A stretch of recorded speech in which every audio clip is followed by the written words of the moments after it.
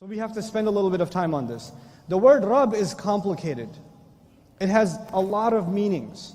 At the very base of it, they say in Arabic, Al-Rabb huwa al-Malik, wal-Mun'im, wal-Murabbi, wal-Sayyid, wal-Qayyim. I'll make it in English for you, it's going to be easy. Rabb is someone who owns. Number one, the owner. It's the first meaning of Rabb, the owner. But if he's the owner, what does that make me?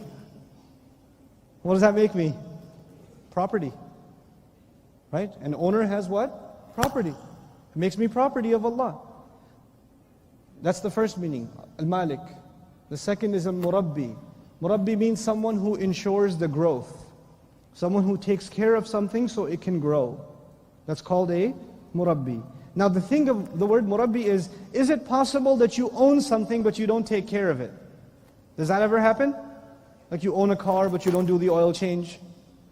Right? You own a computer but you never clean out the files or whatever. You download all kinds of dumb things and it gets a virus and all of that. You own but you don't take care of it. It's very possible. Like you have a backyard but you never garden in it. And it's all kinds of crazy things growing in the back. Or your kids have a room and they don't take care of it. Right? So you have ownership but you don't care. The word Rabb is someone who owns but also what? Cares. He takes care of it. He makes sure that it's cared for. That's Murabbi. Wal-Mun'im. The third is you own something, you take care of it, and you give it gifts. You give it gifts. Now, just because, for example, and obviously we don't have slavery like that anymore, but if you have an employee, it's one thing to have an employee, it's another thing to take care of your employee, and it's another thing on top of that to give your employee what?